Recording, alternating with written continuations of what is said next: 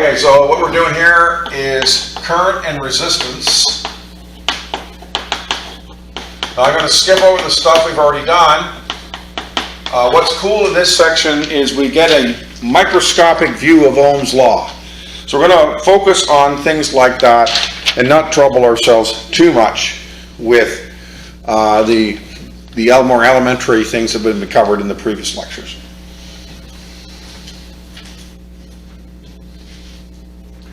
So we will confine ourselves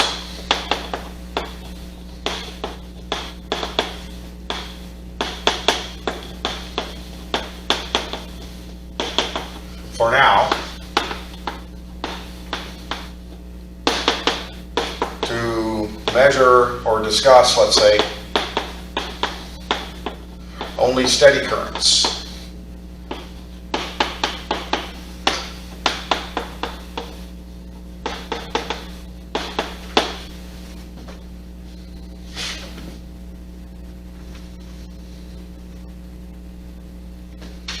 So I'm going to make a star because of the question that was asked by Sarah. This is a star on conventional current. I didn't mention in my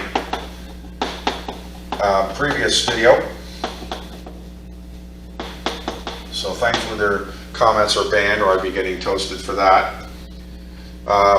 It wasn't that what I said was wrong, it just wasn't right enough. But nevertheless.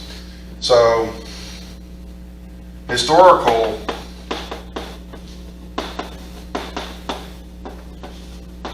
work on electricity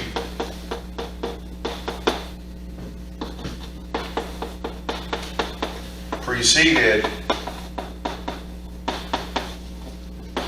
the basic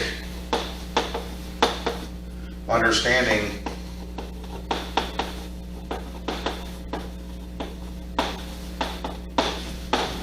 of atomic structure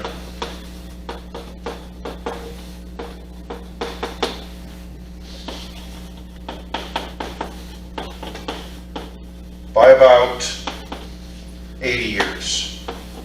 Now you can look at references, but it's going to be in that neighborhood.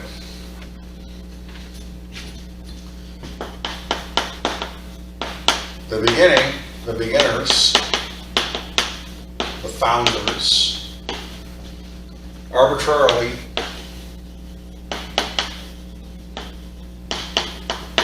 decided electric currents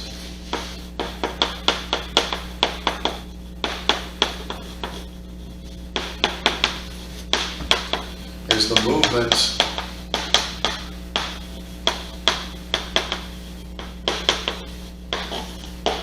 and I should always remind you the net movement, not just, it's always movement, of positive charge.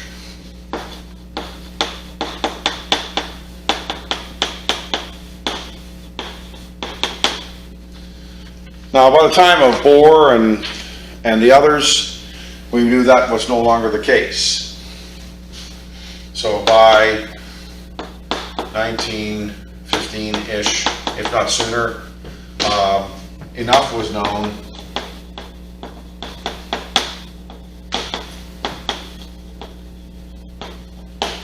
that it was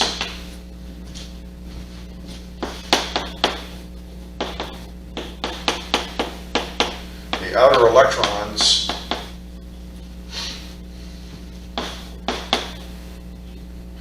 providing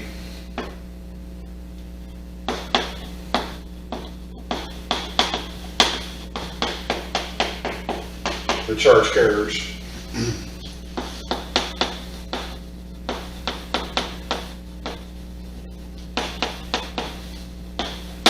However,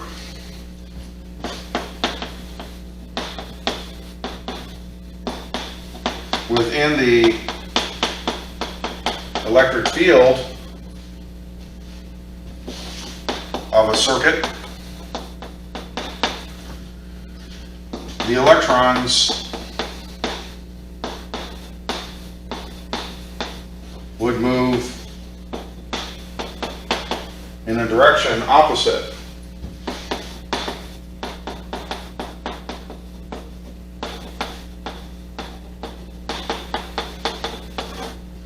to any positive charge.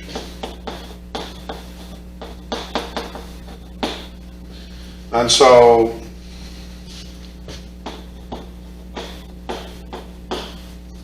given the weight of the literature,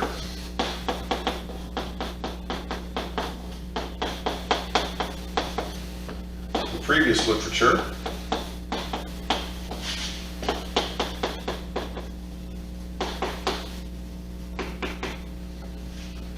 and the mathematical reality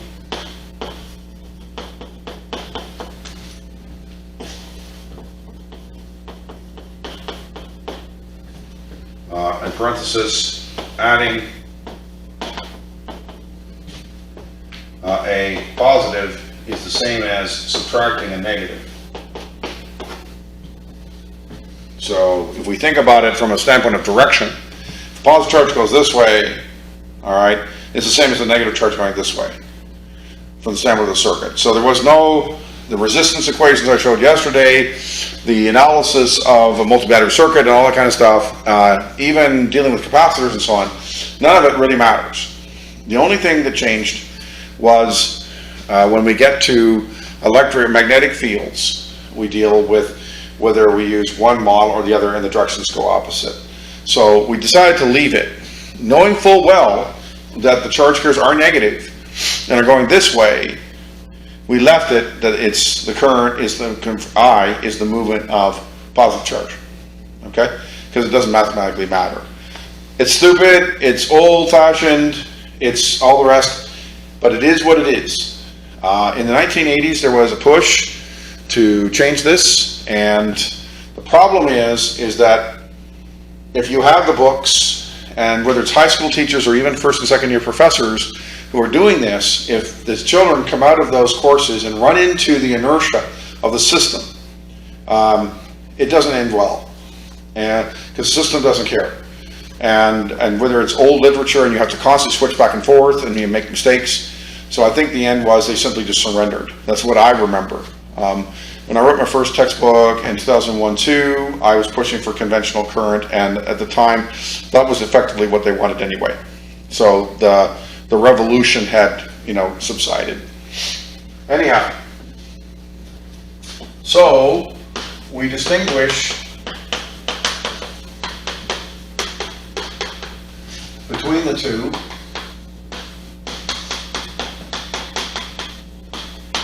in the following way.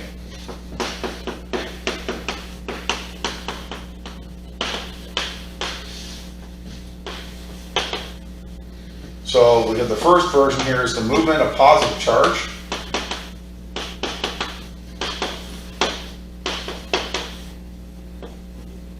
Okay, and we call this conventional currents.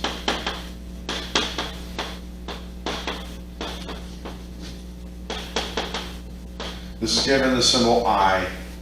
Okay? The other is the movement of electrons in the circuit.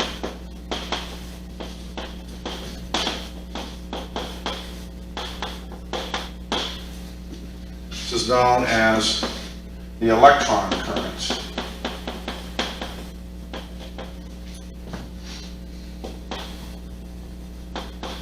And in general, it doesn't have a symbol because we don't really use it. You might see negative I, but most of the time, or you might see I sub E, it's another one, but there's not really a defined version of it. We don't really use it, okay, as much as it's dumb, because this is what's really happening, okay?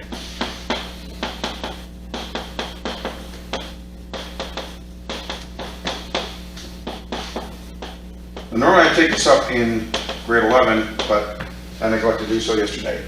Now, what am I going to say here? Oh yeah. So notice how I put here movement of electrons in a circuit. I didn't say that here. So there are other possible currents, like lightning, for example, or the solar wind, or something like that. We don't have to be as careful about those. We can just say it's the movement of positive charge, because we know the positive charges, in some cases, can move if they're not bonded to things. Okay? So the solar winds certainly is no problem with positive charges were they to choose to do so. They're not constrained by chemical bonds. So primarily, the definition of current in the big picture remains correct. But in an electrical circuit specifically, it is not, because the positive charges are held in a lattice. So then, we do know the electrons are moving, and then there's this subtlety to this, okay? So, you know, like I say, it's one of those things that comes with these older developments of stuff. You might see a little bit of that in chemistry too.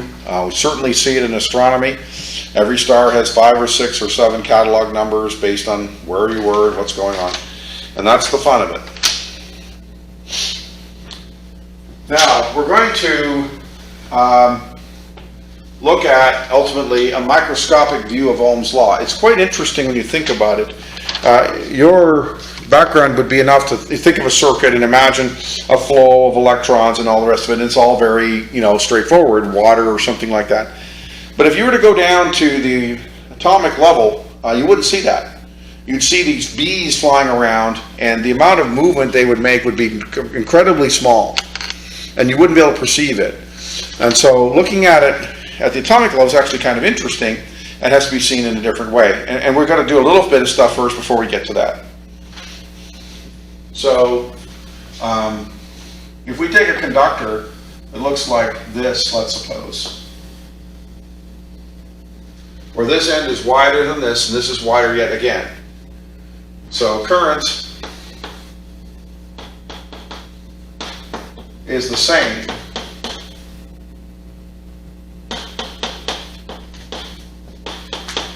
However you slice it.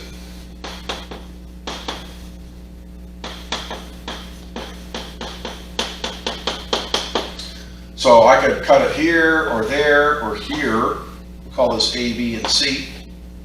And the current in all cases would equal each other.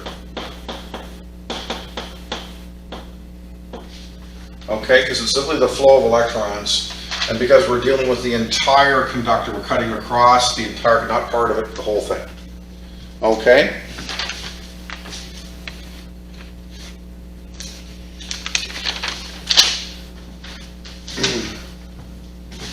Current is a flow, but not a vector.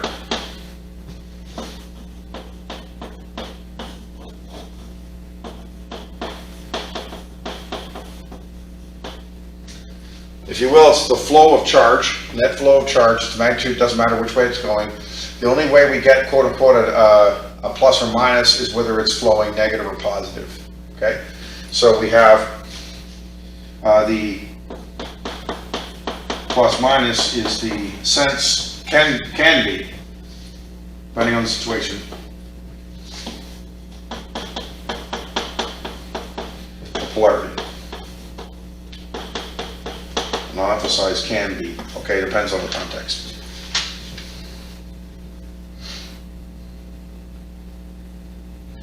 And so the current arrow, this is the current arrow, so this is, we'll put it down here. So the current arrow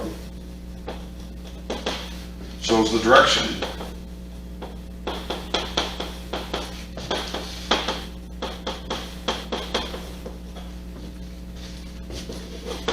of the positive carriers. So just to take an example, yesterday we had those circuits and we drew arrows on there where current 1, 2, and 3 were going. The inference there is that's the direction of the positive charge carriers. So therefore, the true flow would be the opposite of whatever you get there. Okay, so that's enough of the macro world. Let's start looking at the micro world here.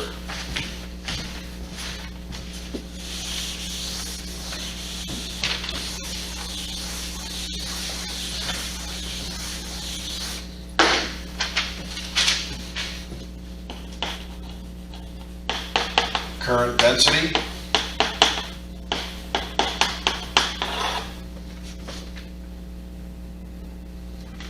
So if we now consider localized view.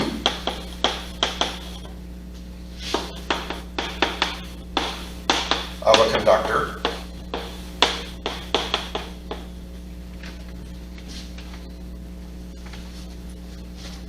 And study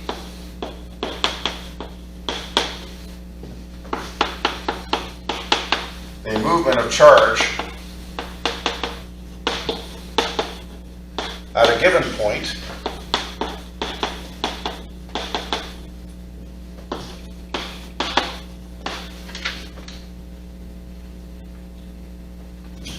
then the parameter current is difficult to use.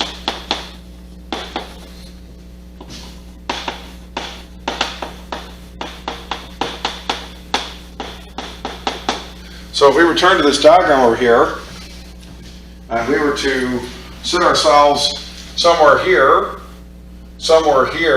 and perhaps here, and at the local level, see what's going on. We would see whatever flow here, a lesser flow here, and a much greater flow here, and yet the current as we know it would be the same in all places. So this localized view, just like in many other things, doesn't allow us to see the big picture, but there's still contributors.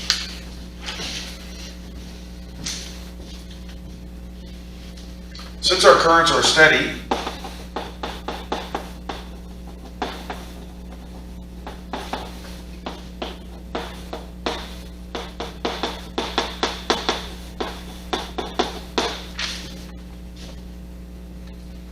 then, and as such, should travel through the area of a conductor uniformly.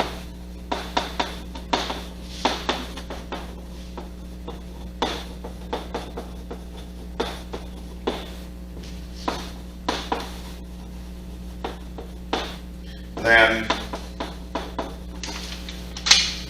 the current is equal to the integral of some concept J dotted with the area vector.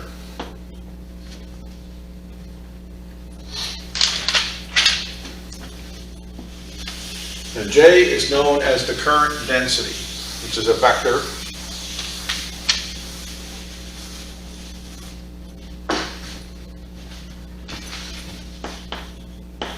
So of course J is also impulse. So we have some context here. So be certain that you aren't mixing things up, or it gets pretty amusing when I mark it. J is known as the current density.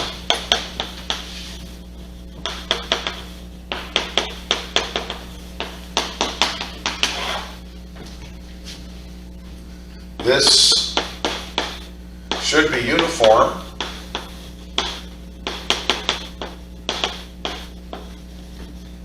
for a specific cross-sectional area.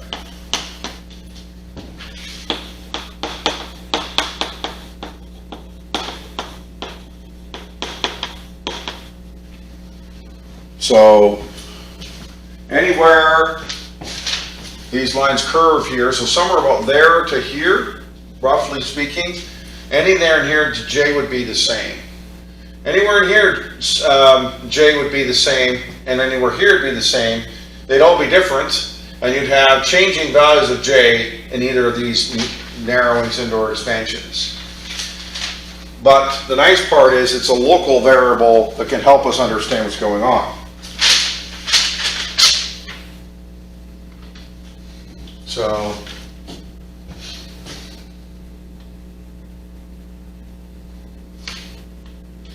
drift speed,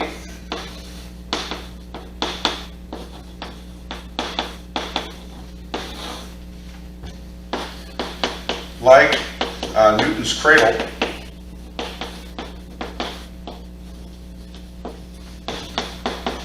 for mechanical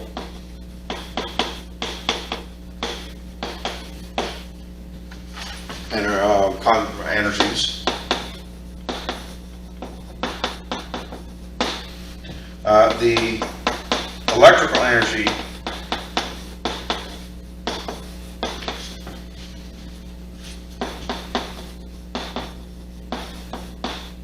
travels very rapidly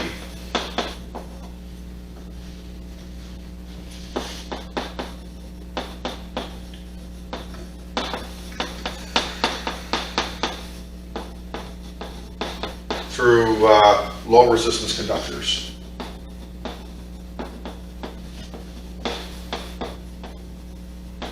I've heard, as my memory tells me, non-trivial fractions of the speed of light. It's really moving. But the charge carriers don't move anywhere near that fast. Okay? However,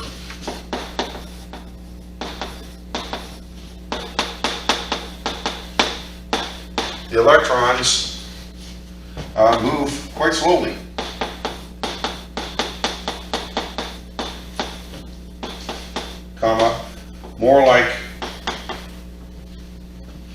More of the order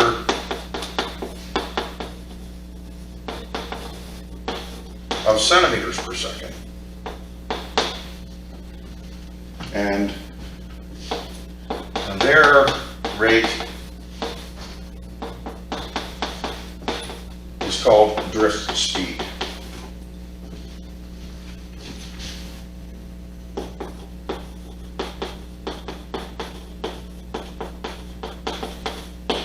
And we usually use V sub D for that.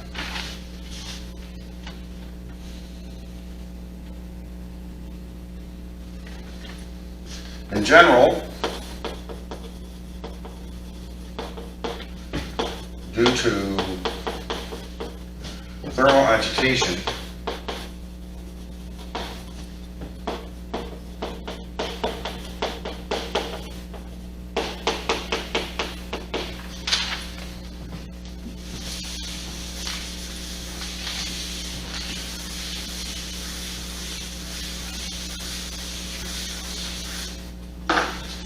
the electrons are moving some in the neighborhood. I have here 10 to the 6 meters per second, so somewhere between 100 and 1,000 kilometers per second.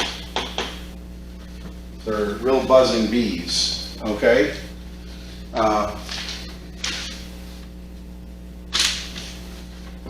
And as I just said a minute ago, V sub D, on the order of a few centimeters, etc., per second.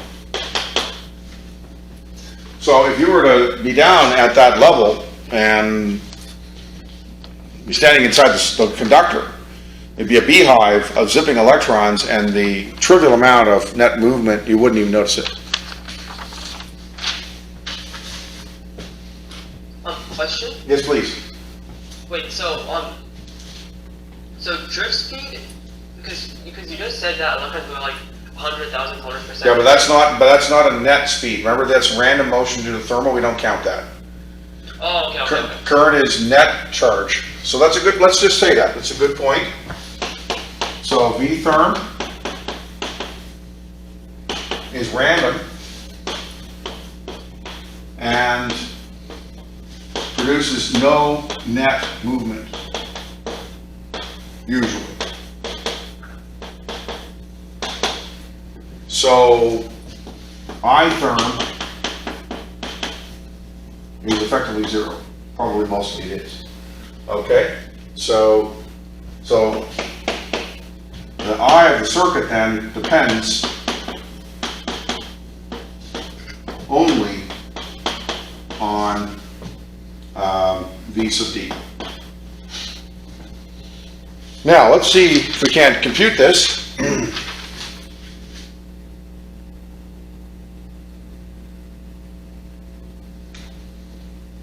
So V sub D then is equal to I divided by NAE, which is equal to J over NE. And N is what we call a number density.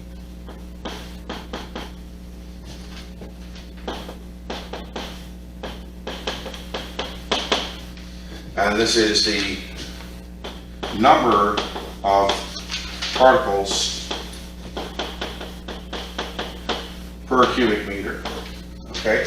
Doesn't matter what it is. It doesn't have to be charged, it could be students, it doesn't matter. And it's just a number density. Now, if we go back for a second here, we have the charge density, the current density, which of course, remember, we still have, if you will, it's I times A here, okay? Or, so J is equal to IA, sorry, I is equal to J, pardon me.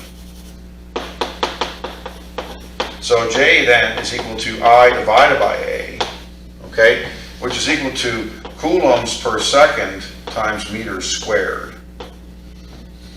And so when we're doing this here, we have coulombs per second here divided by the elementary charge, okay, times the number density and so forth. So let's see where this leads us. Convince ourselves we see what's going on here. So J is equal to the current I over A. And this is the number of, so 6.25 e to the 18 elementary charges, okay, divided by seconds times meters squared. So you have to remember this is in coulombs, okay? And so here we want to ultimately get to how fast an electron is traveling, okay? So we have to cancel out the e's here, and then this gives you the number of guys, okay? And this is the number in an amp divided by the number that's in the circuit. And so then we're having, so this, we have coulombs per second, and we divide only by the charge, okay? And then we have the number density, and this gives us, if you cancel out things, you're going to get a speed in meters per second, okay? But it's tricky how that works. And you may want to stare at that a little bit because these are different concepts. But it boils down a little bit to understanding a little better what J really is. And for that matter, what I is, okay?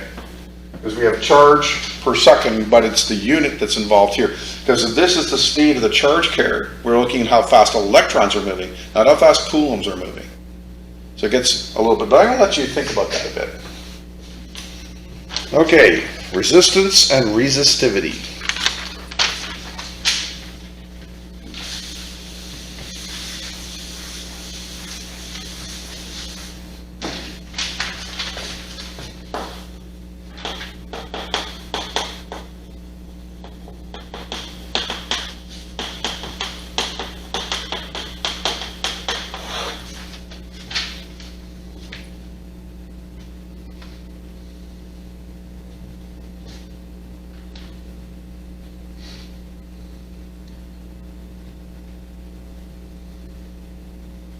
So we're clear already on what electrical resistance is, and Ohm's law, and the units and so forth, so I'm not going to go on about that. But let's look at this next idea.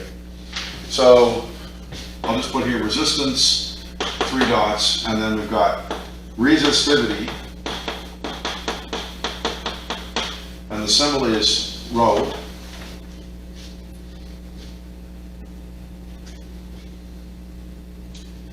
Is defined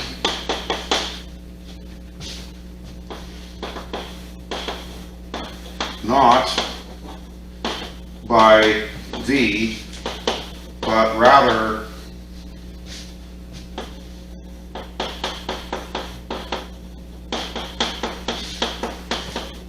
the local electric field.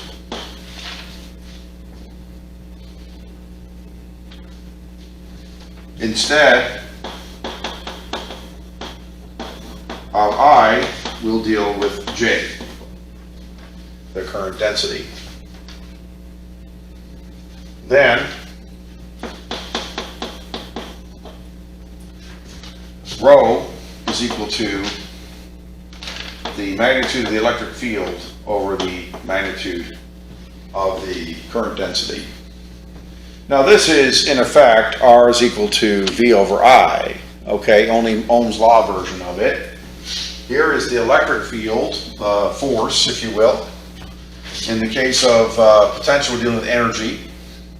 Here is the current density, the flow per unit area, and then we have the resistivity. And the reciprocal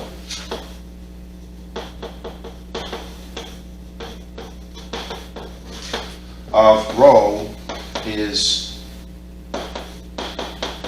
the conductivity.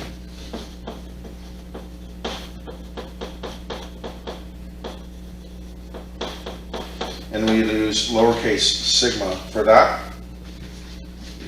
Now these words, I'll finish this and then come back to it a little bit.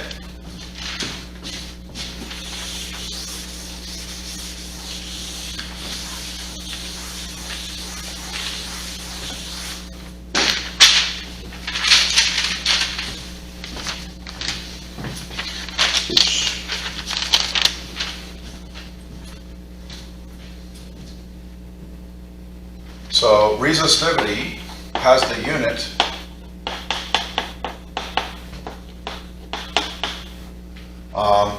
ohms times meters.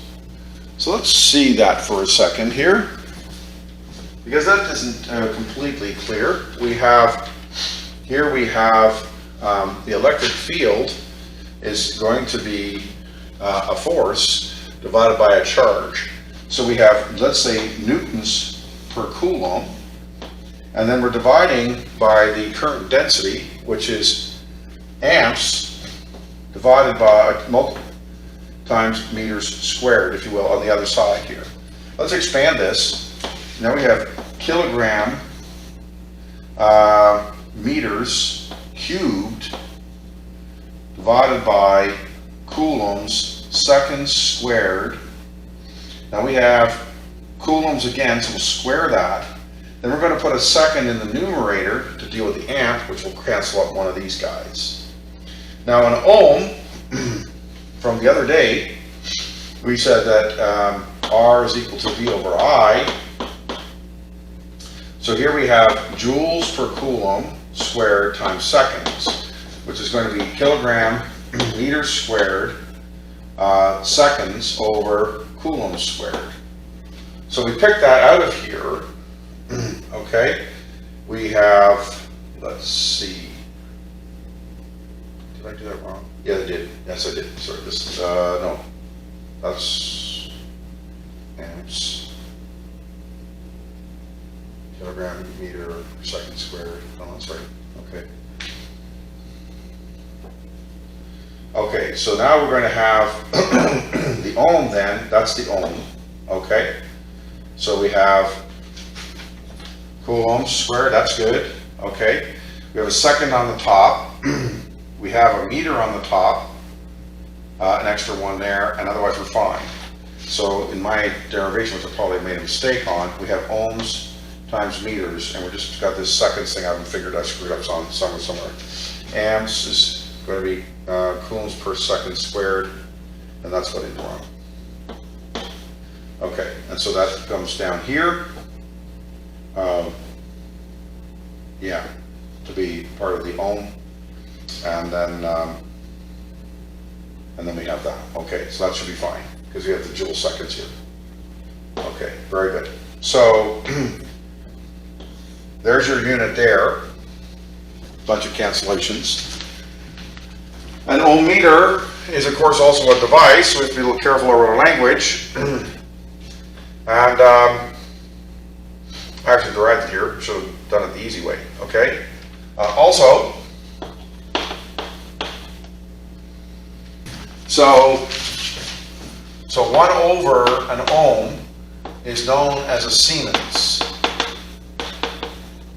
And then the unit of sigma is the Siemens per meter. Okay, we leave the meter alone here and do that. More fun yet again is the reciprocal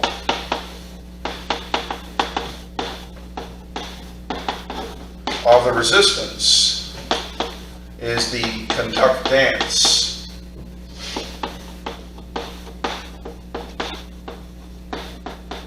So emphasis on the suffix here, and often the letter capital G is used. So big G is equal to 1 over R. More interestingly, the unit is, now it depends on who you talk to. Okay, so clearly you have the Siemens,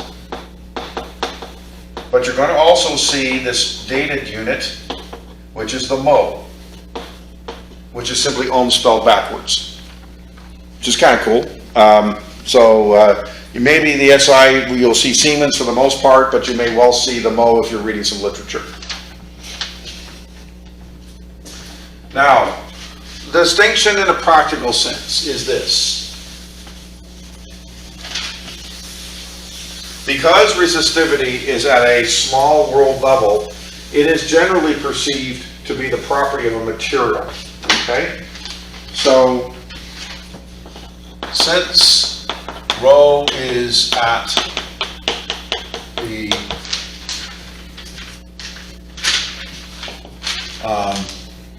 atomic level,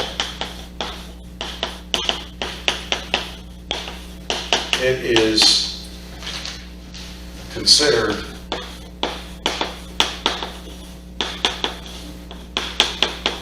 the property of a material.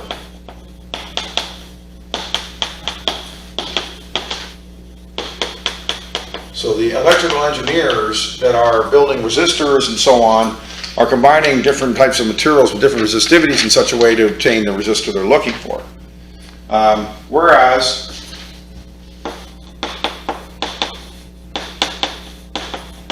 the resistance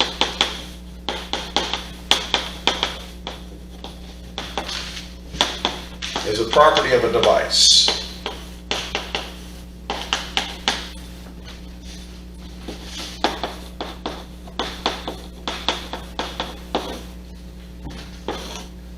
So when you are dealing with this from an engineering standpoint and looking at electrical engineering, and you're looking at engineering actual devices, then the resistivity will matter. If you're dealing with circuits and the devices are already self-contained, then you're dealing with resistance, because you're dealing with the performance of a circuit, and that of course is then a device, not a material. So there's a subtlety there.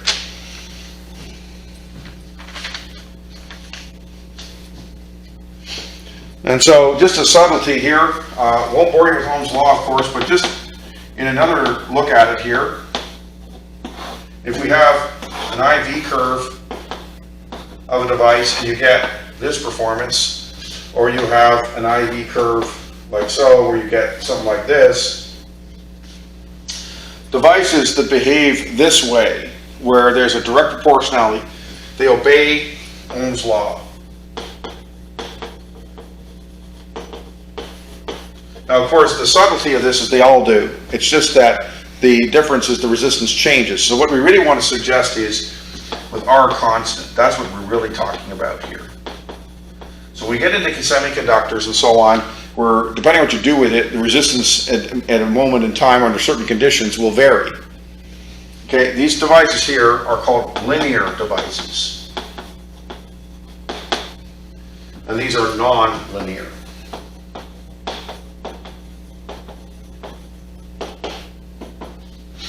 And this is the transition. So high school electricity is overwhelmingly linear. And when you move either a course like this, or you move into university, first you're dealing with semiconductors being nonlinear, and then of course alternating currents and all the adventures that go with that. All right, let's see what's left here. Okay, it's time to go to work. So, and a little bit more about resistance versus resistivity. Let's suppose we keep it simple. We have a resistor that is designed in this manner with some material here. So the resistance will be equal to the resistivity times the length divided by the area. So we were to design a second resistor that looked more like this, with the same material, same amount of material. This resistor 2 would be less than resistor 1. Okay? So resistivity opens the door, only a crack, to electronic and electrical engineering versus where we start thinking about how this stuff is actually made. Okay? Temperature variation? Yes. The area of... Cross-sectional area. Yeah, cross-sectional area. Yeah.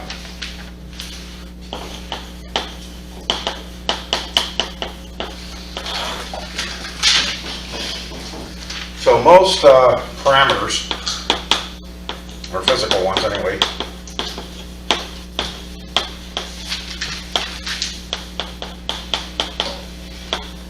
vary with temperature.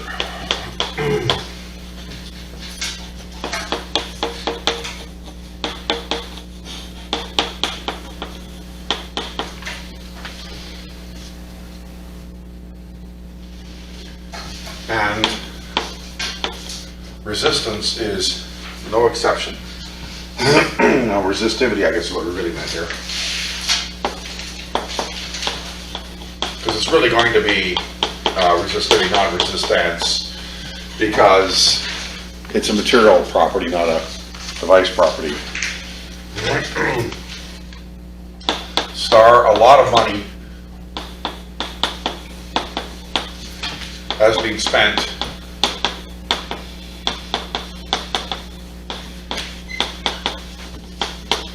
to reduce such effects.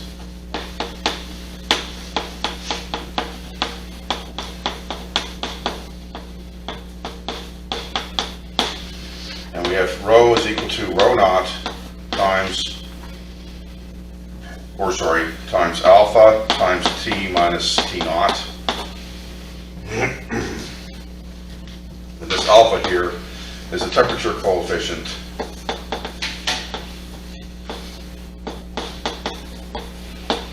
And then the rho naught, T naught would be our rho and T at the reference. Now I don't know what that is, but we're going to say 15C is often a number that's used. You see it on the gas pumps too. So just even something as simple as gasoline. If all they do is just pump the stuff, in the wintertime, it's more dense because gasoline has fairly non-trivial thermal expansion. So you would be doing pretty well.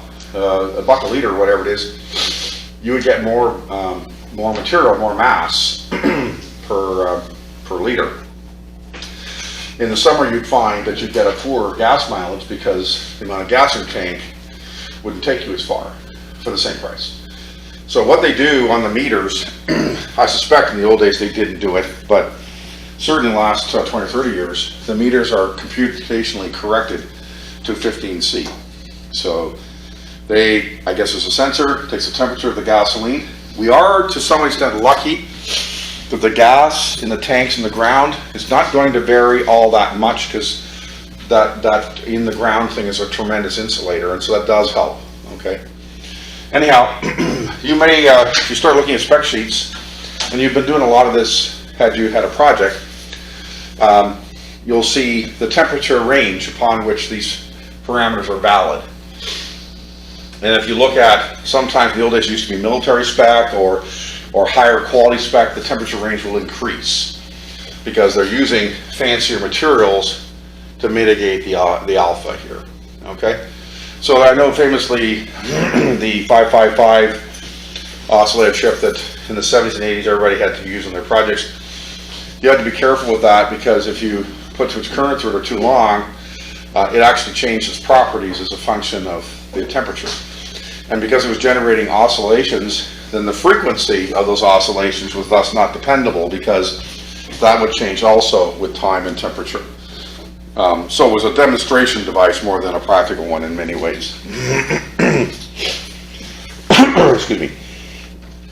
We already talked about linear and nonlinear devices, and let's look at a microscopic view of Ohm's law. Are they still working over there? Okay, great.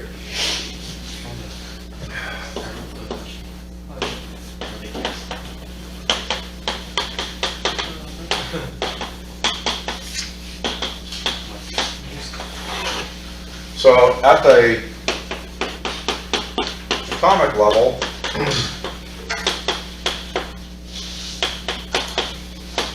we will consider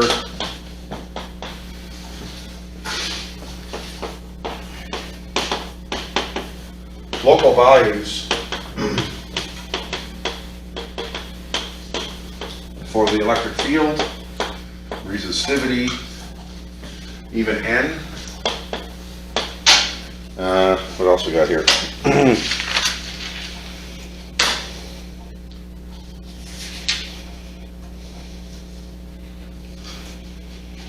Okay, that'll start off it anyway.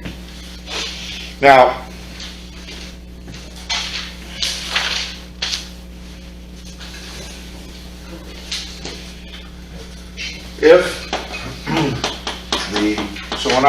from now on I'm talking about local values, I'm not going to keep saying. If the electric field is 0, then electron motion is thermal and random.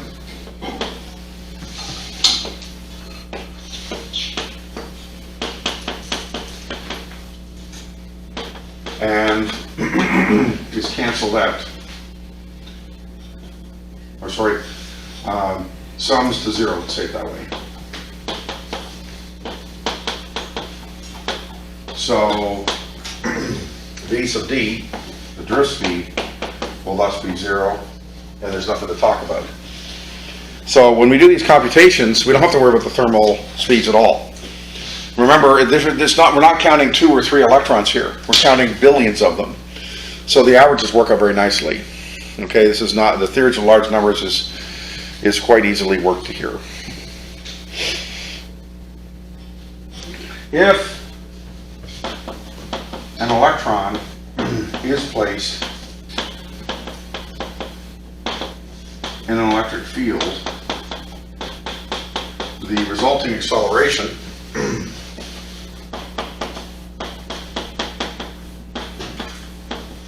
is given by, so we have A is equal to F over M, which is Newton's law. Again, everything here is non-relativistic, so don't go there, okay? So the force is going to be the electrostatic force, which is going to be equal to the charge times the field, right?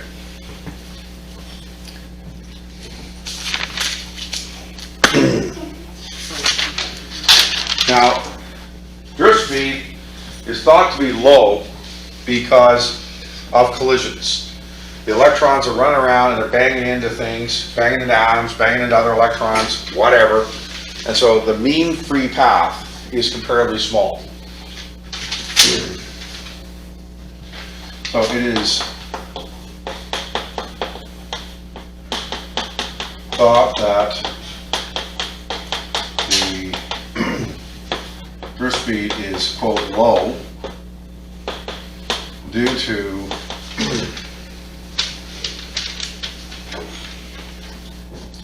collisions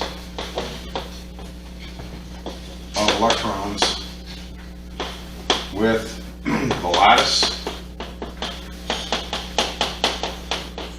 and other electrons. So star here, the forces involved are electrostatic forces, not mechanical. Don't even consider mechanical forces because it's so much bigger. Okay, what question? Oh, okay.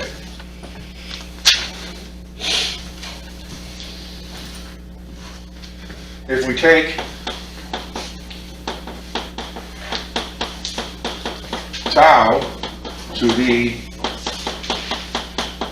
the average time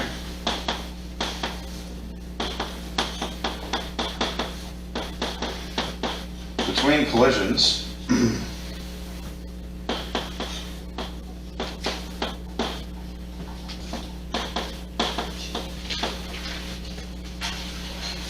then v sub d will equal the acceleration we just described times this tau. If you remember the first kinematics equation, v equals v naught plus at, well, we're still working in that universe. And of course, given what we already know, that would extend to E, capital E, tau, over the mass of the electron. Recall that ominous word, that the current density is going to be the number density times the charge times v sub d. That's the current density.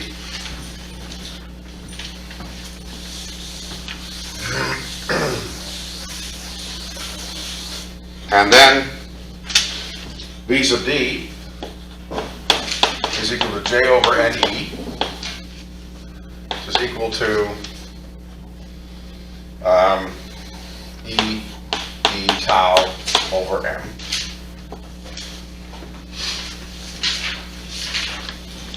So you'll have to stare at some of these variables just for a minute to see we have NEVD here. So then by rearrangement you get this, and the charge density, or sorry, the current density we just said is NEVD, but it's also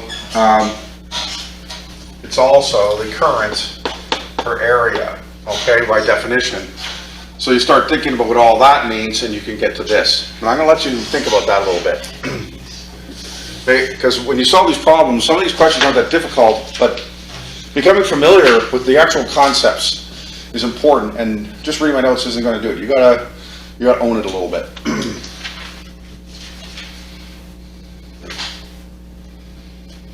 So the electric field then is equal to, by recombination, m e squared n tau times j.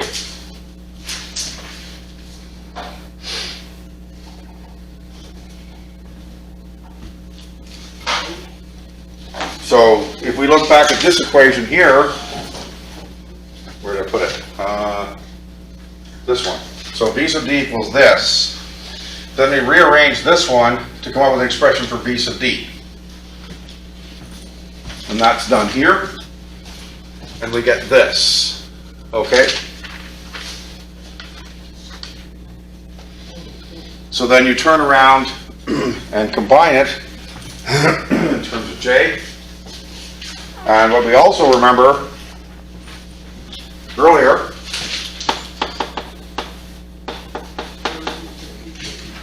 E is equal to rho j, so rho is then equal to m over e squared n tau.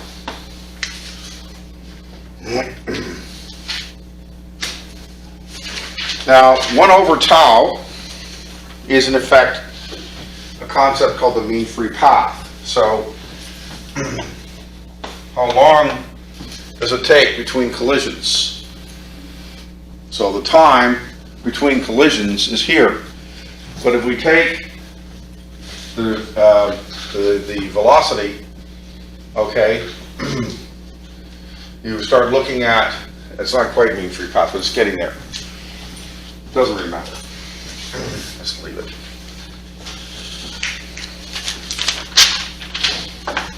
Now, in this case,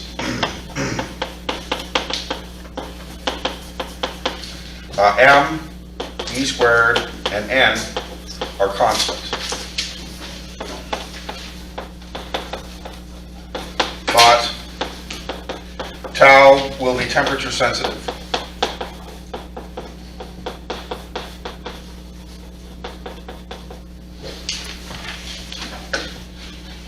Because if the speed of the electrons increases as a function of temperature, then the collision rate will increase.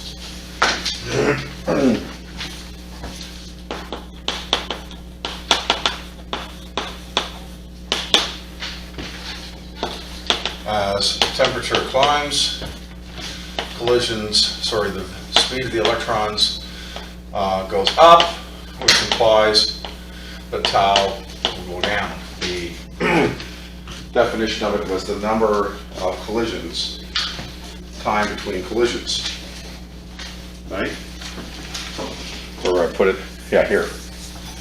The average time between collisions. So if we're going faster, if we have more thermal energy, then we're going to have less time. And this will affect resistivity. And so resistivity then is inversely proportional to this.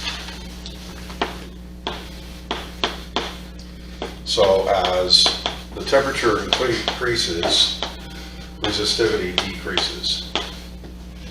Oops, that's not P. Okay, as you might expect.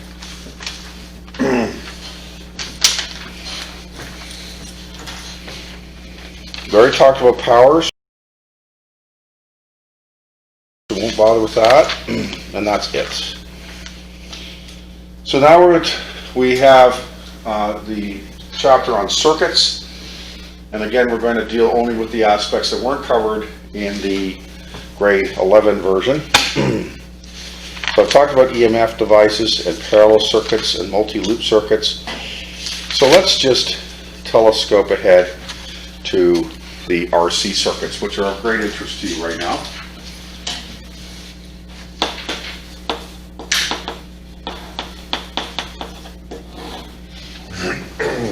So an overview. Shouldn't the row increase? Yeah, I think the row. Did I do it wrong? Let's see. So if the temp, yes, it would increase. Actually, that's right, because that's going to get smaller. Interesting. When you have superconductors, they let really low temperature. Yeah, well, we can't go to superconductors because that's There's cheating. Yeah, but there's like no resistance. No, well, sort of. But that's because you get, what you're getting with superconductors is you get Cooper pairs, and you get a case where you're getting quantum mechanical effects in a macroscopic situation, and you get these Newfie effects going on, right? So in the case of normal stuff, which is what we're really meaning here, well, that's true. So if that goes down, yeah, so I am wrong here, like usual. So we'll just change that. So it's interesting, but it's interesting because if the resistivity was to go up, so to speak, making the material less conductive, and yet the electrons and everything else is moving faster, more rapidly, it's interesting. On one hand, you would expect that would allow transfer of the electrical energy more easily. We see this with sound. You think on that really crisp, cold morning, and you hear sounds, it just sounds like it's really traveling, but of course it isn't. It travels faster in warm air because the molecules are moving faster and the message can be transmitted more rapidly. The complete opposite of what you think. So that's interesting that it works out this way. However, so it is. Okay, overview here.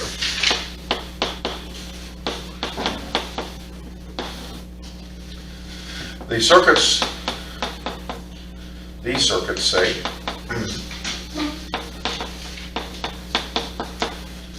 consider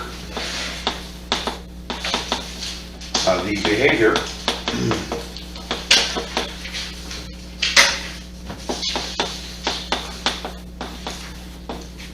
of a series circuit. Let's just say a circuit with a resistor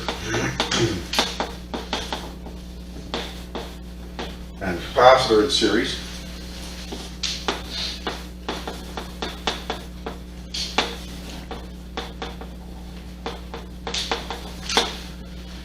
if a potential difference exists,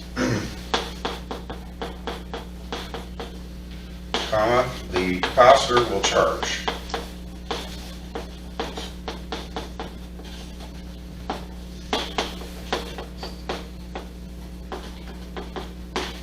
The rate is same.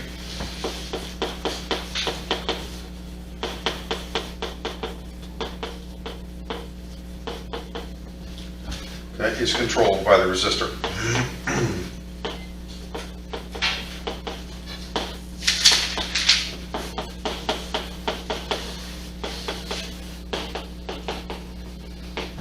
You'll often hear the term a current limiting resistor.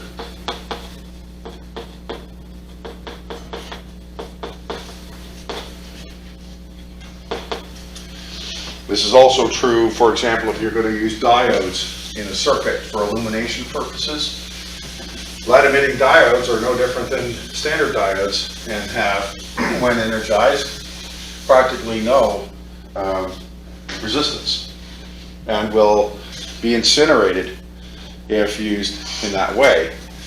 So by putting a resistor of a few hundred ohms in line, you limit the current to the point where the diode will function properly. One point that I learned is that you have to be a bit careful if you just want to put a variable resistor in the line so that you can vary the brightness of a diode like you would of an incandescent bulb. It doesn't quite work the way you think it would. It does do some variability, but it's not as linear as you think it would be.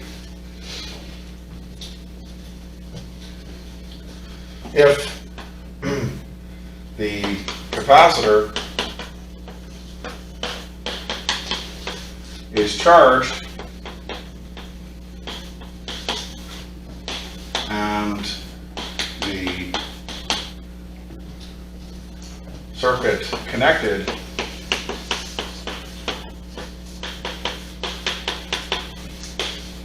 without a potential difference, then the capacitor will discharge.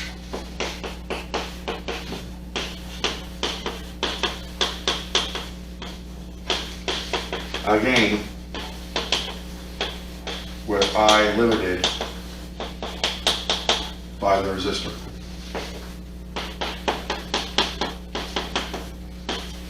However, in such cases, the current is a function of time. That's a T, not a plus.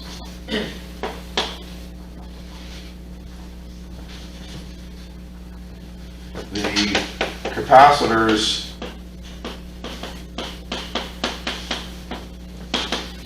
charge-discharge rates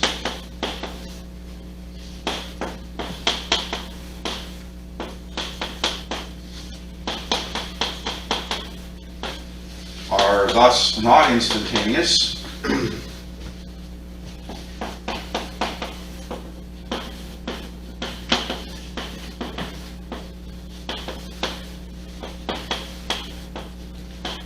And are called transients.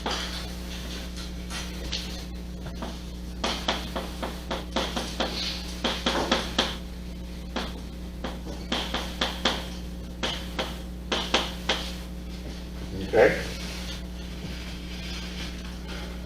Well, this is just an overview. We'll get to the math, but just to give you an idea of what you can generally expect here, which doesn't surprise any of you, I know, but just to say it aloud.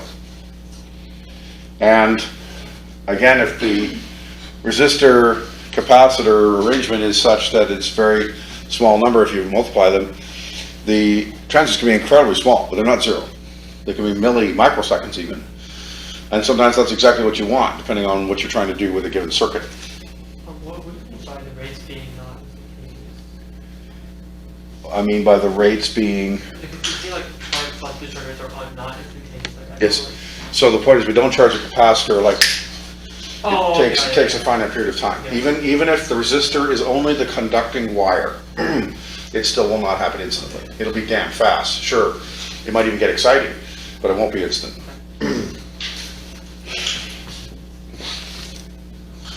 All right. So we have a circuit such as this one.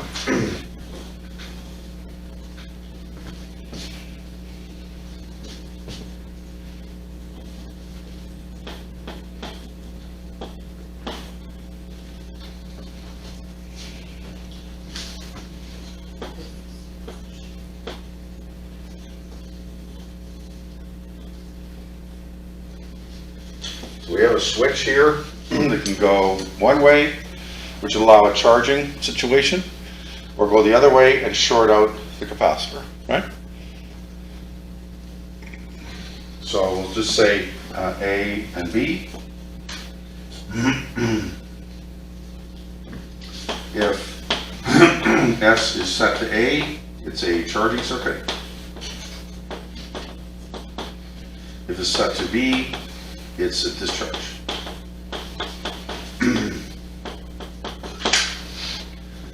Star.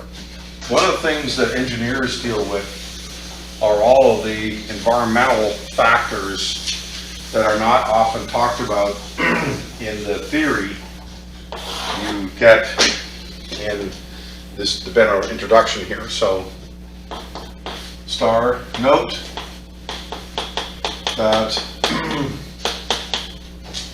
most capacitors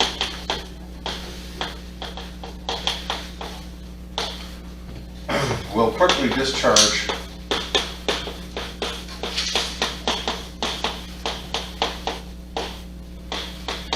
due to conduction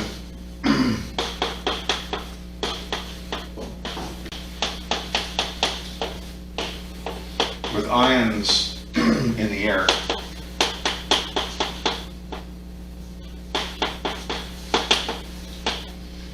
And I'm talking generally about small capacitors, so certainly nano, picofarad, small millifarad capacitors. So typically, pico, nano, small millifarad capacitors.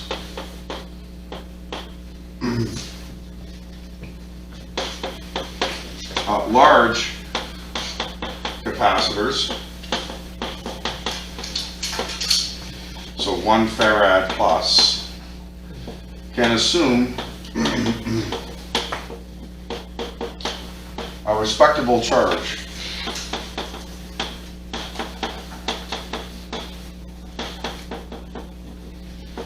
due to the same ions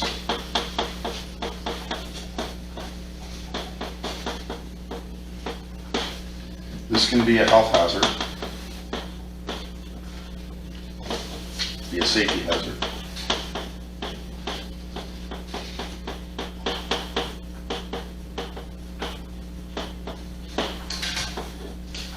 So it doesn't really happen anymore, but people like you in the 60s, 70s, and 80s would be messing around with old televisions, either trying to fix them or get a cheap one or something. And there's capacitors in there that'll really light you up, 50,000 volts. And they can hold a charge for a while. And most of you probably don't have pacemakers, although maybe after the test you may be looking for one. So as a consequence, these types of situations are where you want to be a bit cautious. Now today we don't do that. We have these things which are nowhere near as exciting. So that's, but as Mr. Yao, former student who would normally take advantage of to teach you some circuit theory for your projects, which this year isn't practical regrettably, who even after being out of here for 16 years is still full of energy. And he said to remind you always while you're working on projects, don't mess around with line voltages. Okay, what comes out of the plug will kill you, period. Now yes, there's fuses downstairs, but let's understand something. The fuse protects the equipment. It keeps the house from burning down, which is nice, but you're long gone before that happens. Okay, it doesn't take much to kill you. And it's funny because in some cases, people have all kinds of crazy stories of what they survived. In other cases, a person who dies because of a really trivial shock. So you gotta be careful, because you never quite know the path the current's gonna take through your body. And your body's filled with salt, and even your blood. It's gonna go wherever it's gonna go. And you won't have time to figure it out. DC, high DC circuits are even more dangerous sometimes because you are paralyzed and it will not throw you off, you'll burn. With AC, because it oscillates, the voltage can be much higher, but you generally will be thrown away. But it's still, we don't want to do that. So even these devices can be dangerous. If you get a summer job and you're messing around with industrial equipment, everything is 10, 100, 1,000 times more powerful, stronger than any toy you might have in your house. And you need to be careful, okay, because these things can really make a difference. So most of these, the terminals should be shorted.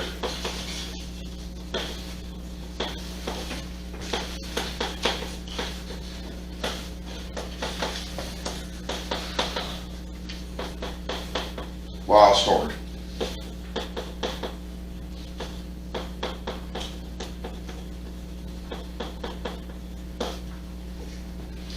Okay, so here's our circuit. So let's stare at this a bit. One question. Please, yes. For the last word where it says typically, is that F or farads? Yes, it is. So we're dealing here where the shorting out generally occurs is with the really small ones. So pico, nano, or small millifarad type capacitors. Okay, and then the big guys, it's the opposite case. It seems to work just by the way it is. Okay?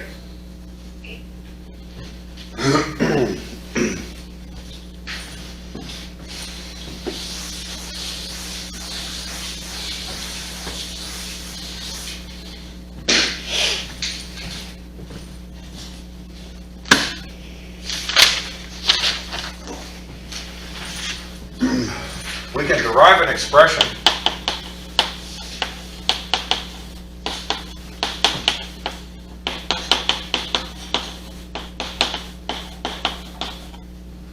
to model the current as a function of time for either charging or discharging.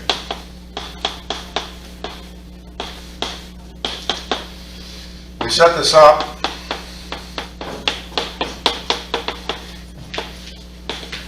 using KVL.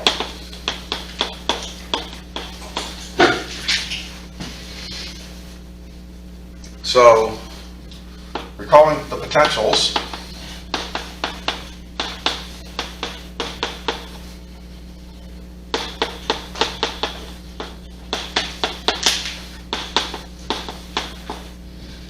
we have V battery, we have the potential across the resistor, which is Ohm's law, IR, right? And we have Q is equal to CV, which implies that V is equal to Q over C.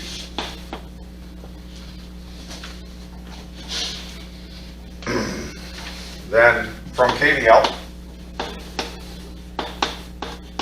this is a charging example. So the battery here is going to do work to charge the capacitor. The resistor will produce heat. So the capacitor and the resistor are both in effect loads. All right, not providing any, so we'd end up with V sub E minus VR minus V sub C equals 0.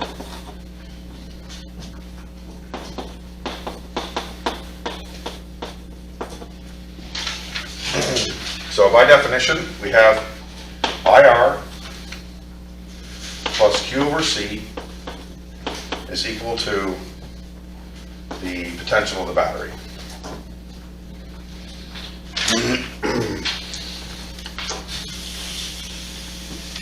Now we can go a little further with this before we set up things. We have too many variables.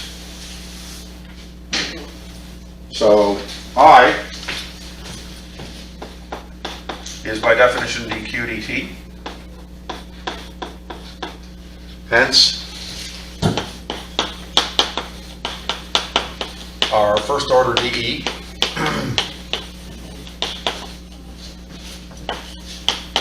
is, it's funny when I do this because I haven't done DEs in a while, right? And then we did the space and stuff. So it's like a month and you hear, oh no. It's funny how like, you always have this, but you folks are fresher, so you're lucky.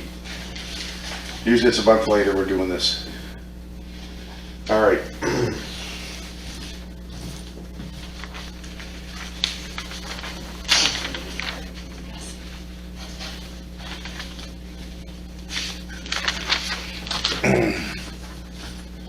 So we're going to have R dq dt plus Q over C is equal to V.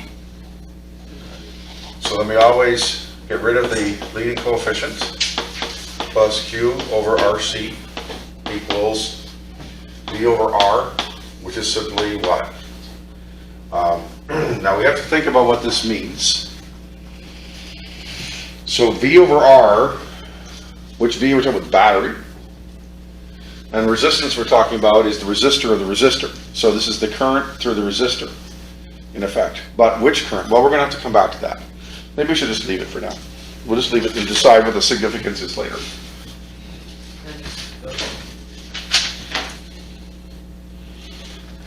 Then the integrating factor is going to equal E to the T over RC.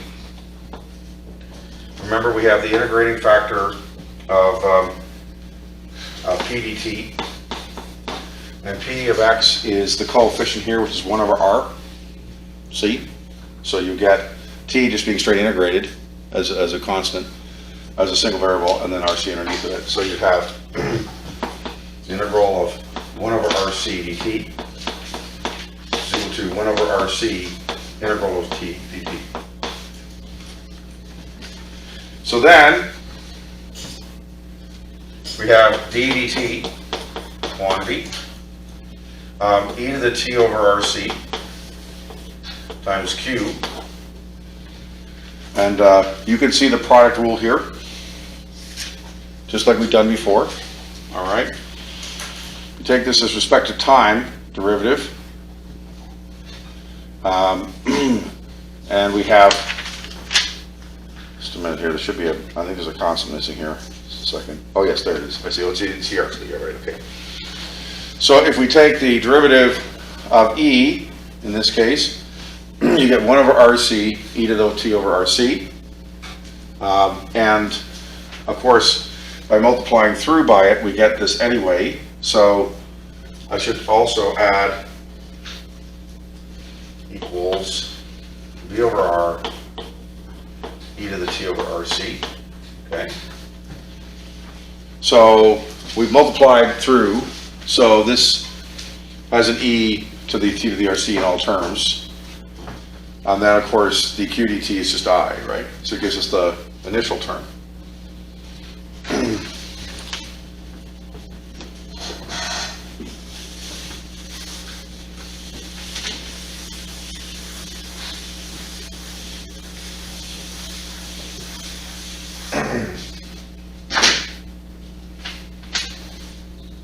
Integrating.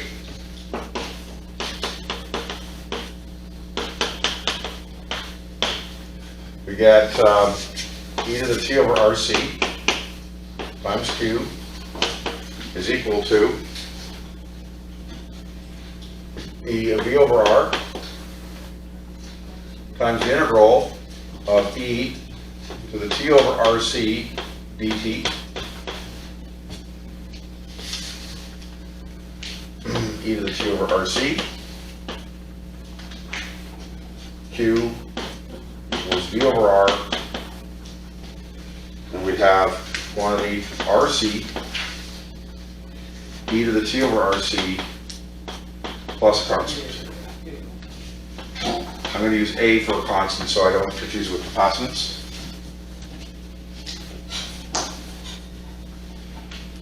Q is equal to E times, or sorry, VC, CD, whatever, right, from the definition, plus VA over R e to the T over R, so let's put that to the side here, e to the minus T over RC. So far so good. Now we will try to evaluate some of the constant integration here. So if we take time equals 0, the capacitor should have no charge. So for a charging situation,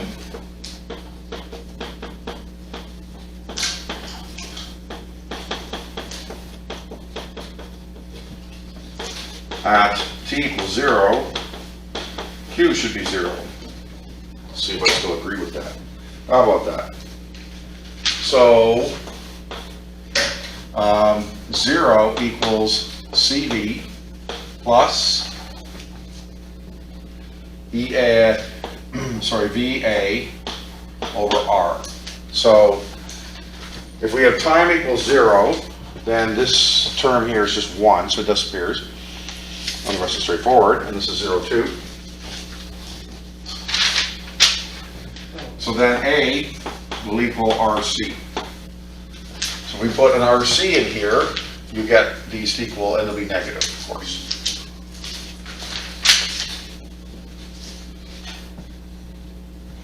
Then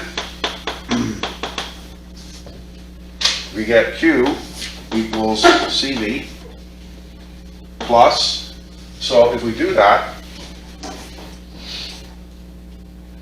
we're going to have negative VC over,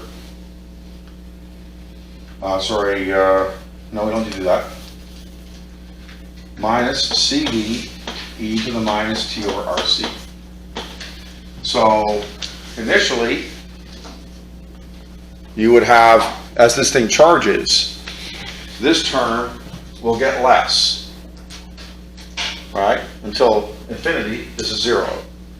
And that the charge, it grows accordingly. So this is constant, this one. Here, as t goes up, this term goes down. We write instead, usually, Q is equal to CV, quantity 1 minus e to the minus T over RC. Now, of course, no one really cares about this because we can't really count charge. We're much more interested in the current. But we can take the time derivative to figure that out, right? Yay.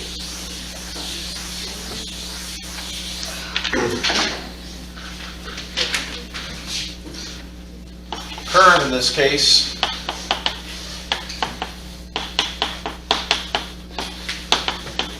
is measurable.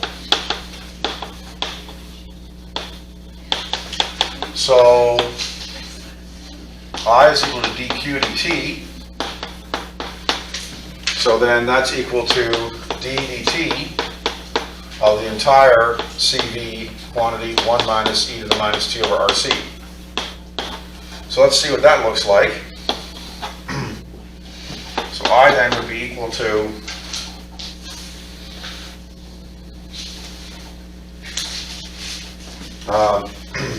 d over r e to the minus t over RC.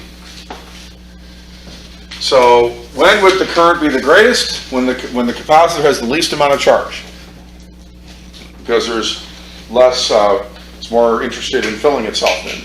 The tank is empty. So when this is effectively 0, you just have Ohm's law. The capacitor provides no impediment.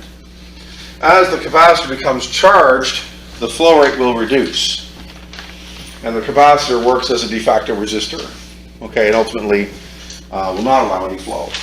So at t equals 0, capacitor is irrelevant. And the current,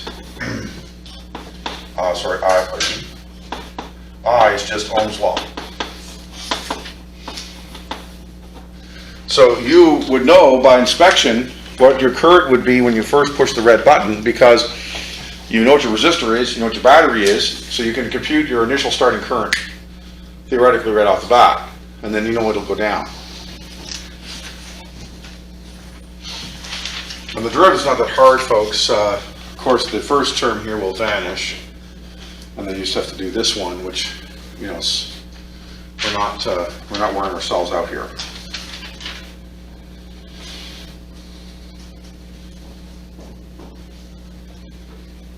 So when Q is effectively 0 and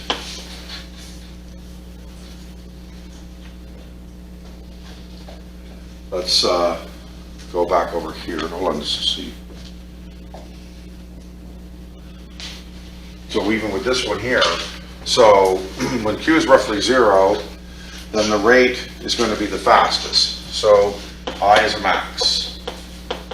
Let's do it that way. Okay, because this is a negative, so this is going to decline here. This number will get smaller as we go. So the current will not be any higher than it was at t equals 0. Okay?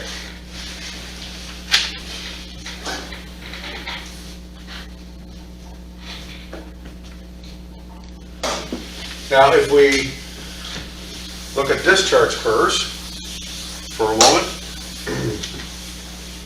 see if I did it here or not. Oh, I do it, so we'll just wait till it gets there. Plots are useful.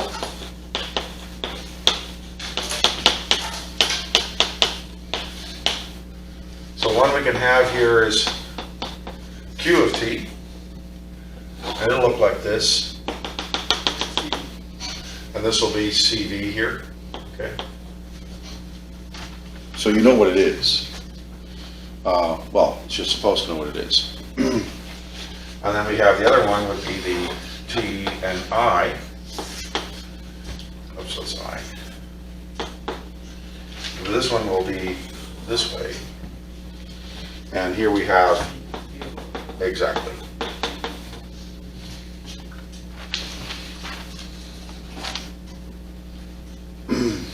So depending on how you do it, we might call this I naught and this one Q naught, for example. But you can compute them.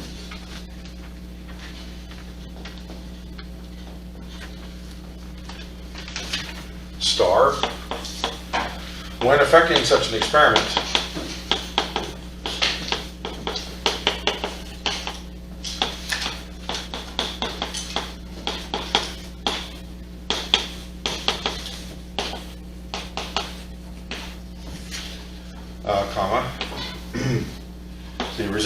the effective resistance of the capacitor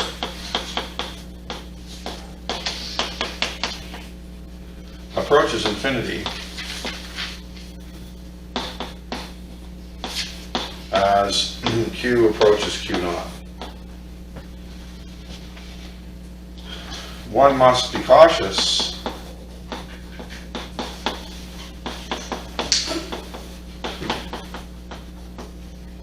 about placing voltmeters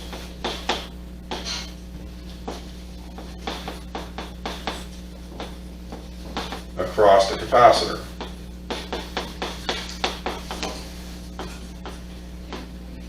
As the resistance of the voltmeter is perhaps a few, say, I don't know, say 10 megaohms per volt.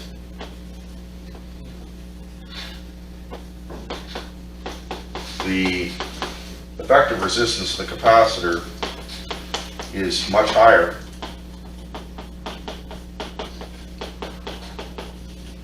Causing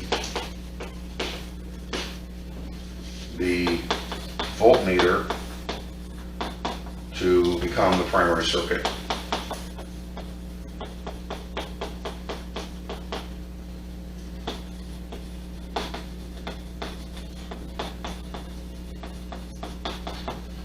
And this is not acceptable. Yep. Explain why there's... Why do capacitor have an effective resistance? So when I say effective resistance, we know that there's no current flowing through the capacitor, right? But we do know by this expression here that as the capacitor charges, the current in the circuit becomes less and less and less. And the original current is the ohmic current you would expect due to V over R. So the capacitor is acting, in effect, like an increasingly a variable resistor which is increasing over time its effective resistance based on the behavior of the current. So the point is, when the capacitor gets fully charged, there will be no more current. And the only way that can happen is if the resistance is infinite. Right? And so what I'm saying is that, fine, and that may well be the intention of the circuit. I'm not trying to pretend. So for example, we design circuits where we want an input to a measurement like a oscilloscope or something. We don't want any DC at all. All we want is oscillatory stuff. We will set it up in such a way there's a blocking capacitor that will not permit DC to travel. But with AC, it's whoosh, whoosh, whoosh. Pass means nothing. It'll just change rates, but it doesn't change the ability to pass through. But we could set it up another way to limit AC and let DC pass. So you learn these are things called filters. And it's in part due to this kind of initial conceptualization. But, and this is just an effective thing. It's not trying to suggest, when we get a little further along, we're going to learn. Let us examine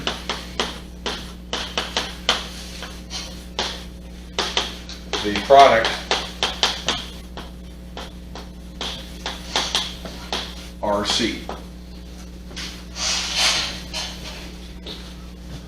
Initially, this product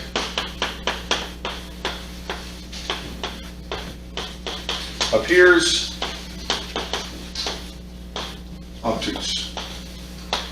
There's no immediate, when you first hear R times C, of course that is the, no one does that, right? But let's look at just how this shakes out with the differential equation. We have time divided by this constant here. So that's interesting, okay? But other than that, we don't really get much. Well, let's have a look at it by unit. Let's examine the units.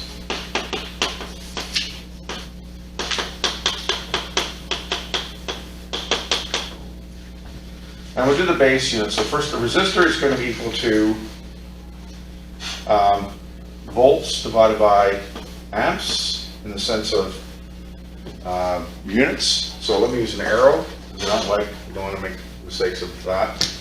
This is going to be joules per coulomb times coulombs per second, which is further going to be kilogram meters squared over seconds squared coulombs times seconds in coulombs. So when we shake this out, that goes and this goes, and we get kilogram meters squared coulomb squared seconds. That's what an ohm is, okay? Now, at the same time, a farad, we have Q is equal to CV. So then C is equal to Q or V, as we know, which is equal to coulombs divided by joules times coulombs, which is equal to coulombs squared, and then we have kilogram meters squared times seconds squared. Okay? And so then, R times C is equal to, I think you see it already, but we will do it for fun, meters squared times coulombs squared seconds times the farad, coulombs squared seconds squared times kilogram meters squared, and you get seconds. And this is known as the time constant, okay? Because these values don't change. So this is, we call RC the time constant.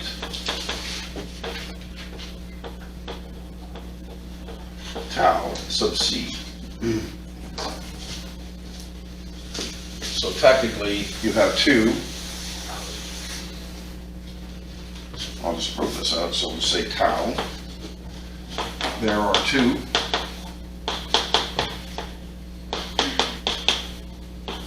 We have tau sub C, it's the capacitive time constant.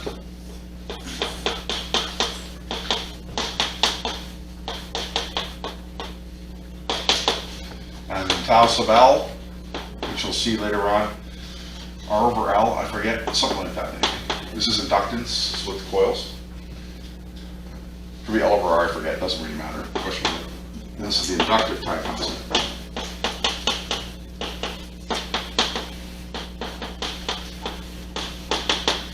So in both cases, we got seconds. So this is ohms, but this is Henry's. Okay, so a completely different unit, and yet it will still roll out and give you seconds. Okay. My head says L over R.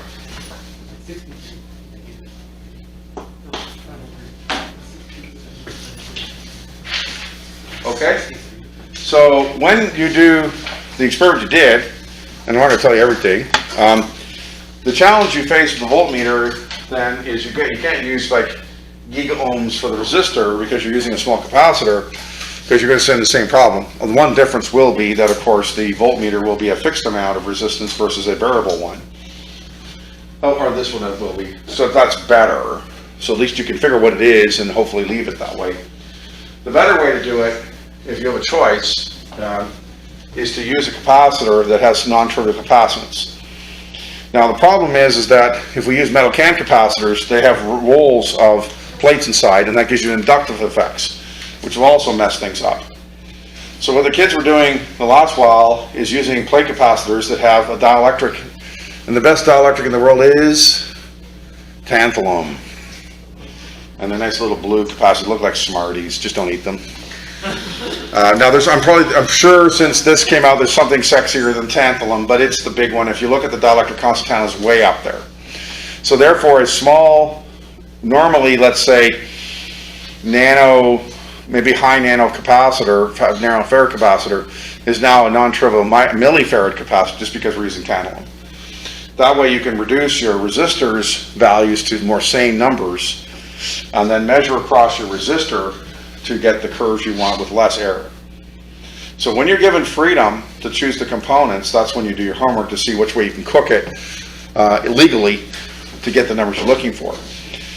Whereas if you don't have that privilege, sometimes you use the components they give you, then the challenge comes in how you can do the experiment without that reconfiguring. So in that case, I'd still put the voltmeter across the resistor because the resistor is constant and the voltmeter is constant. So as whatever's going on, that parallel circuit you've got there in effect would be a known entity, and you can just do a little thinking about what that means. But putting it across the capacitor is high adventure because the amount of current flow in the voltmeter will change as a function of this thing charging. And and that's if it works the way it's supposed to. Well, since you're measuring the thing anyway for interest's sake, you can't guarantee anything about what it's supposed to do. So measure across the capacitor is always a bad idea, okay? In this case, anyway. Alrighty. Discharging.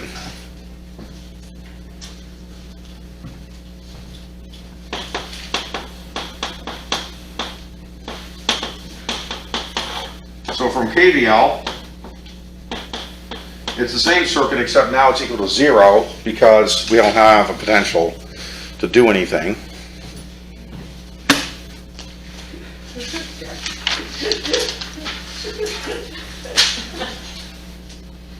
What? Because you said, you said, you want to tell me. What did I say? There's nothing like this first, you want to tell me? That's okay. Keep your secrets. It's all right. Okay, here we go. So R dq dt plus Q over C is equal to 0. So same equation, it's just the same circuit, the only difference is the battery's gone. So then we have, so the integrating factor once again is I equals I T over RC. So that's all the same, because of course the left-hand side is the same, which is what drives that.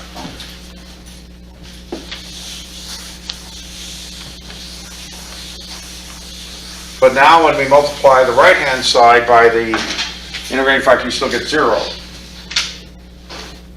So d dt of e to the t over RCQ is 0.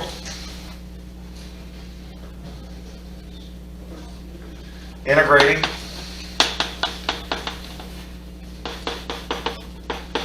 So we have e to the t over RC times Q is equal to a constant which we're going to call A.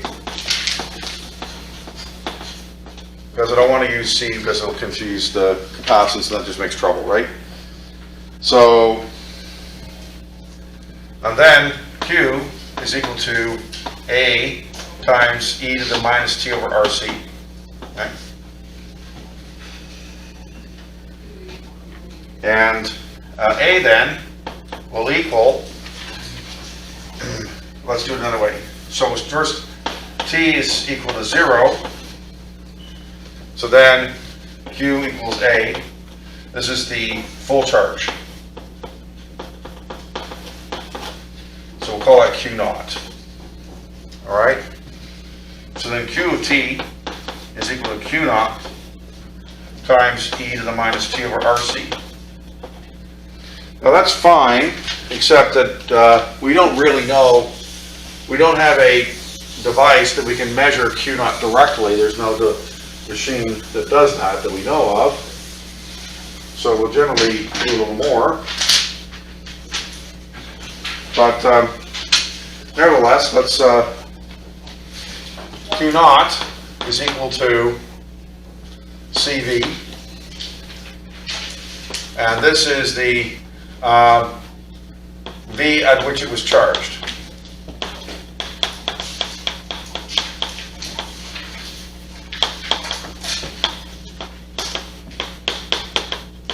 Star, assuming the current was approaching 0 at end of charge. If it isn't, then you could go back through the previous equation, which I've rubbed off, know what the current is by measurement, and go back and solve for the V, because everything else will be given, assuming the capacitance is known, which is another discussion. But so it would be tricky, because that would assume that you know what capacitance is, but whatever.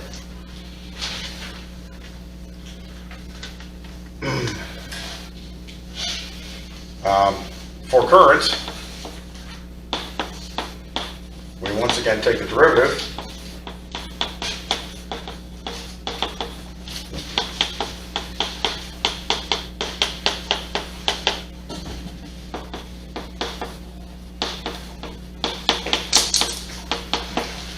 So we have dq dt is equal to I of t is equal to negative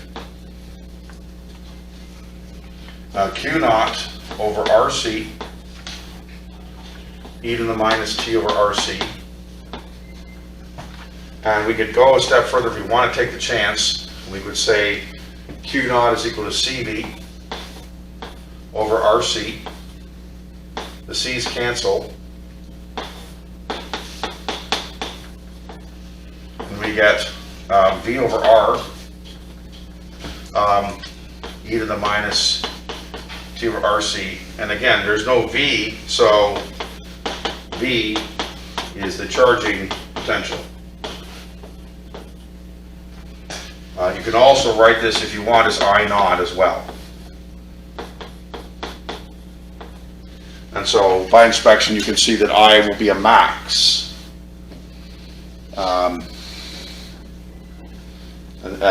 and it's also discharging. So we give you a negative here, which I guess is fine.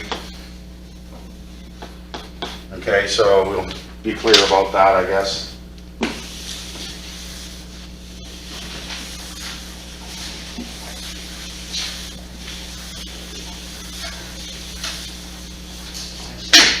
So I of T less than 0 implies discharge. Just like Kirchhoff's laws and current laws, the current going in or going out of a junction, you have to give them opposite signs to imply what's going on, right? And that, boys and girls, is what I have to say about electricity.